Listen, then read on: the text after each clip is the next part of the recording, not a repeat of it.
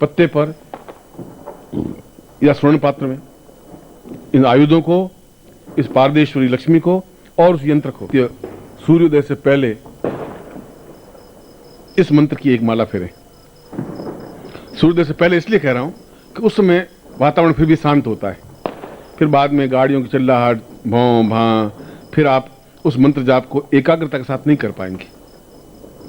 इसलिए उस निस्तब्ध रात्रि में नित्य इस मंत्र जाप को करें।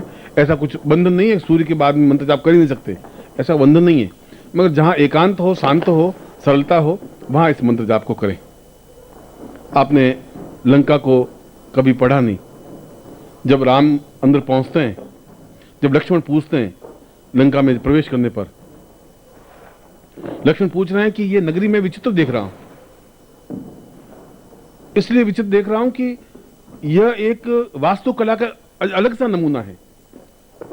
वह तो बीज रेखा गणित के अनुसार भवन निर्माण होना चाहिए, नगरी का निर्माण होना चाहिए। यह तो वैसा है ही नहीं। यह ऐसी कैसे है प्रभु? राम कह रहे हैं कि यह एक विशेष लक्ष्मी युक्त नगरी का निर्माण है।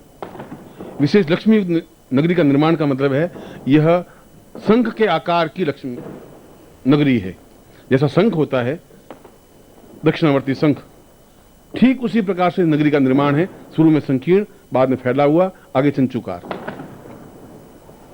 इसलिए इस नगरी में धन की न्यूनता रह ही नहीं सकती। लक्ष्मण, जितनी पूरी पृथ्वी पर धन है उतना केवल इस लंका में धन होना चाहिए। ये वाल्मीकि रामायण को उदाहरण कह रहा हूं, राम के मुंह से निकले हुए शब्द। तो उसने, लक्ष्मण ने कहा कि फिर हमारे अयोध्या में धन रह ही नहीं सकता, तो अयोध्या तो इस प्रकार की है नहीं। उसने कहा कि जो अयोध्या का निर्माण हुआ वह इससे पहले हुआ। यह मंत्र और इसकी विधि विश्वामित्र के साथ प्रारंभ हुई, इसलिए उस प्रकार की नगरी का निर्माण रावण कर सका। मगर बाद भी अगर केवल दक्षिणावर्ती शंख स्थापन करे, यह प्रयोग भी दिया है, और ऐसा शंख स्थापन करे जिसमें कम से कम आज की भाषा में 1 किलो धान आ सके, 1 किलो चावल आ सके, इतना बड़ा, और नित्य इस मंत्र को जप करे, स्वर्ण प्रिया मंत्र को, और अक्षत उसमें डालते रहे। अक्षत का मतलब है टूटा हुआ चावल नहीं, अक्षत, पूरा चावल चुना हुआ डिब्बी में रखे, एक मंत्र पढ़े एक चावल डाल दे, एक मंत्र पढ़े एक चावल डाल दे, और जब तक वो शंख पूरा नहीं हो जाए, भर नहीं जाए चावलों से, तब तक उस साधना विधि को करता रहे। हो सकता है 10 दिन में, 15 दिन में, महीने में, 2 महीने में, जब चावलों से पूरा ढक जाए तब एक अनुष्ठान संपन्न होता है। और एक अनुष्ठान संपन्न व्यक्ति कर लेता है, उसके जीवन में दोनों हाथों से खर्च करने के बावजूद भी धन की न्यूनता नहीं रह सकती। ये राम जैसा तांत्रिक व्यक्ति कह रहा है। मैं राम को तांत्रिक व्यक्ति भी कह रहा हूं, क्योंकि लक्ष्मण को जब भेजते हैं राम, जब वो बेहोश घायल हो जाता है, गिर जाता है, तो राम लक्ष्मण को कहते हैं तुम जाओ और रावण से सीख के आओ कोई विद्या। लक्ष्मण तुनक के कहते हैं मैं उस दुश्मन के पास जाऊं और सीखूं, ऐसा कैसे संभव है? उनका तुम समझते नहीं हो, रावण के साथ करोड़ों विद्याएं समाप्त हो जाएंगी, करोड़ों विद्याएं पृथ्वी पर रहेंगी नहीं, इसलिए तुम्हें जाना चाहिए। मैं नहीं जा सकता, इसलिए नहीं जा सकता कि मेरी मां ने मुझे वनवास दिया है, तुझे वनवास नहीं दिया है। मुझे कह के निकाह के वन में रहोगे, वनवास है, तुम तो मेरे साथ आए थे, तो तुम जा सकते हो नगरी में, मैं नहीं जा सकता, मुझे वन में ही रहना है। और वो घायल रावण पड़ा है, और लक्ष्मण राम की आज्ञा से जाते हैं, और जाकर के अहम में कि मैंने इस रावण को परास्त किया है, और उस सिर के पास खड़ा हो जाता है। और उसने, रावण कहता है कि मैं राम की आज्ञा से तुम्हारे पास आया हूं, उनको सीखना चाहता हूं। तो रावण कुछ बोलता नहीं। वो दूसरी बार कहता है तब भी बोलता नहीं। वो तीसरी बार कहता है तब भी रावण बोलता नहीं, आंखें खोल के देखता रहता है। लक्ष्मण तुनक करके वापस राम के पास आ जाते हैं। उनका आपने मेरा अपमान करने के लिए क्यों भेजा? 3 बार मैंने उनको कहा, 3 बार रावण बोला ही नहीं। अभी तो घमंड इतना अधिक। उनका लक्ष्मण तुम खड़े कहां थे? कि मैं सिर के पास खड़ा था। कि शिष्य सिर के पास खड़ा नहीं होता, अगर शिष्य है तो चरणों के पास खड़ा होना पड़ेगा तुम्हें। तुम चरणों के पास खड़े होके तुम कहो। वो रावण इतना मूर्ख नहीं है, विद्वान है, वो जरूर उत्तर देगा। पर तुम्हारी मान्यता के खिलाफ तुम गए। शिष्य सिर के पास खड़ा नहीं होता, सिर तो चरणों में खड़ा होता है। तुम वापस जाओगे, वापस जाते हैं लक्ष्मण, वापस चरणों में जाकर खड़े होते हैं और कहते हैं कि मैं दशकंदर रावण आपको प्रणाम, रावण को मैं लक्ष्मण दशरथ का पुत्र प्रणाम करता हूं। तो उसको आशीर्वाद देता है, तुम विजयी भव। उसने कहा कि मैं एक दो चीजें आपसे पूछना चाहता हूं कि आपकी नगरी का निर्माण कैसे हुआ।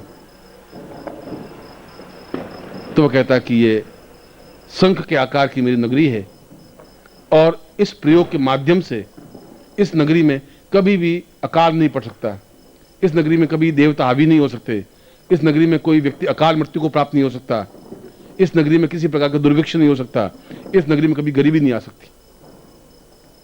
अब हम नगरी का निर्माण तो कर नहीं सकते, मगर शंख का निर्माण तो कर सकते हैं, शंख को स्थापन कर सकते हैं।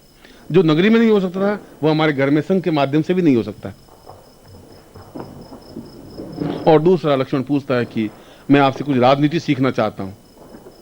तो रावण पड़ा पड़ा भी उचकता है और उचक करके उसके हाथ से धनुष छीन लेता है और धनुष छीन करके उसके ऊपर बाण संधान कर लेता है कि मैं अब 1 सेकंड में तुम्हें खत्म कर सकता हूं लक्ष्मण। इसलिए शत्रु के 10 कदम पीछे हट के खड़ा होना पड़ेगा, शत्रु के पास नहीं खड़ा होना चाहिए। राजनीति का पहला गुण यह है। तुम मेरे पास बहुत नजदीक खड़े हो गए, ये गलती थी तुम्हारी। मुझसे 10 कदम पीछे हटके ही तुम्हें प्रणाम करना चाहिए था, क्योंकि तुम्हारे नजर में मैं शत्रु हूं। और तुमने दोनों प्रश्न किए, दोनों प्रश्नों का मैं जवाब दे रहा हूं कि राजनीति विश्वास के काबिल नहीं होती और धनवान बनने के लिए उस दक्षिणावर्ती शंख की साधना करनी ही चाहिए। पूरे विधि विधान रावण संहिता में इसका पूरा वर्णन है। खैर ये तो फिर आगे की कभी चिंतन है। मैं अब आपको मंत्र लिखवा देता हूं और फिर आप मंत्र शुद्धता के साथ यहाँ लिखा होगा, आप देख लेना। पर मंत्र बिल्कुल शुद्ध लिखा होना चाहिए आपके पास, स्वर्ण उच्चारण होना चाहिए। मैं आपको उच्चारण करवा देता हूं, मगर इस मंत्र के साथ जैसा विश्वामित्र संहिता में लिखा है कि गुरु अपने शिष्य को मंत्र दे यदि गुरु प्रसन्न हो जाए तो, मगर यह संकल्प ले ले कि वो बिना गुरु की आज्ञा के किसी दूसरे को मंत्र नहीं दे। और मैं भी उन नियमों का पालन करते हुए, विश्वामित्र के शब्दों को पालन करते हुए मैं भी आपको आज्ञा देता हूं कि मैं आपको मंत्र तो सिखा देता हूं, मगर मेरी बिना आज्ञा के आप ये मंत्र दूसरों को नहीं देंगे किसी भी हालत में, यह आवश्यक है। मैं मंत्र बोलूंगा, आप उच्चारण करेंगे, फिर लिख देना। बोलिए ओम श्रीम श्रीम रीम रीम एम एम स्वर्ण लक्ष्म्यै सिद्धिर्भव स्थापय जाग्रय मम गृहे पूर्ण लक्ष्म्यै नमः। इसमें मम जहां आया वो मम गृहे, वहां आप अपने नाम का उच्चारण करें कि आपका नाम है मान लो जगन्नाथ, तो जगन्नाथ ग्रहे, या किशन लाल है तो किशन लाल ग्रहे। मम की जगह उस शब्द का अपना नाम उच्चारण करेंगे। और इसके लिए माला की जरूरत नहीं है, सामने ये आयुध स्थापन कर दें, फिर इन आयुधों के पीछे उस यंत्र को स्थापन करें और आयुधों के आगे पारद लक्ष्मी को स्थापन करें। पारद लक्ष्मी आप बैठे हैं, फिर पारद लक्ष्मी है, फिर 5 आयुध हैं और उसके बाद में वो यंत्र है, यदि आपके पास यंत्र हो तो। यदि यंत्र नहीं है तो फिर आप और पारद लक्ष्मी और 5 आयुध, और फिर इस मंत्र को संपन्न करें और संपन्न होने के बाद में लक्ष्मी की आरती कर दें। उसके बाद ही आप अपना कार्यकाल जो भी करें।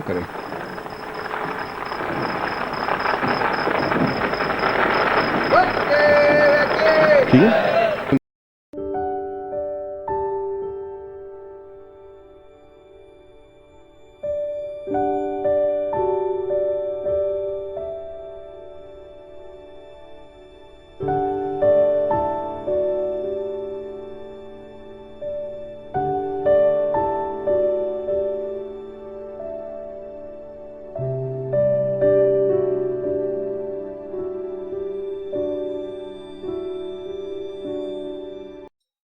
ओम परम तत्वाय नारायणाय गुरुभ्यो नमः।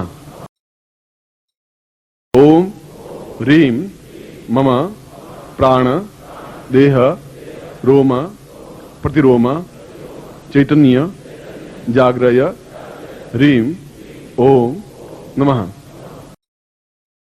ओम भूर्भुवः स्वः तत्सवितुर्वरेण्यं भर्गो देवस्य धीमहि धियो यो नः प्रचोदयात्।